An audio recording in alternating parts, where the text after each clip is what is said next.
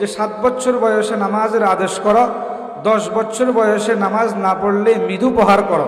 এটা কেন বললেন? এখনো তো ওই 7 বছর 10 বছর সন্তানের উপরে নামাজ ফরজই হয় নাই, রাসূল কেন বললেন?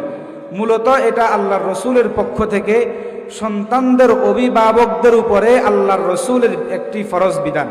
মুরু আওলাদাকুম, আল্লাহর রসুলের আদেশ, অর্থাৎ তোমাদের জন্য ফরজ, মাতা পিতার জন্য ফরজ, অভিভাবকের জন্য ফরজ, সন্তানকে 7 বছর বয়সে নামাজের শিক্ষা দাও, 10 বছর বয়সে নামাজের জন্য প্রহার করো।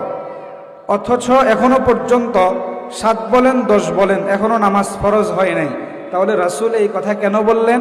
এই ফরজ বিধান সন্তানের উপরে নয়, এই ফরজ বিধান মাতা পিতার উপরে। এই হাদিসের ফিকহুল হাদিস, এই হাদিসের যে ফিকহ বের হয়, এই হাদিস থেকে যে ফাকাহাত বের হয়, সেটা হলো এই হাদিসের মধ্যে সন্তানের উপরে 7 বছর বয়সে 10 বছর বয়সে নামাজ ফরজ বিষয়টি এমন না, বরং মাতা পিতার উপরে, অভিভাবকের উপরে 7 বছর এবং 10 বছর বয়সে সন্তানকে নামাজের তালিম দেওয়া, নামাজের শিক্ষা দেওয়া, নামাজ কিভাবে পড়বে, নামাজ কিভাবে আদায় করবে, নামাজের ভূমিকা স্বরূপ অজু কিভাবে করবে, অজুর ফরজ কি, অজুর ওয়াজিব কি, অজুর সুন্নত কি, নামাজের ফরজ কি, নামাজের ওয়াজিবাত কি, নামাজের সুনান কি, নামাজের মুস্তাহাব কি, এভরিথিং বিষয়ে মাতা পিতা এবং অভিভাবক সন্তানকে শিক্ষা দেওয়া।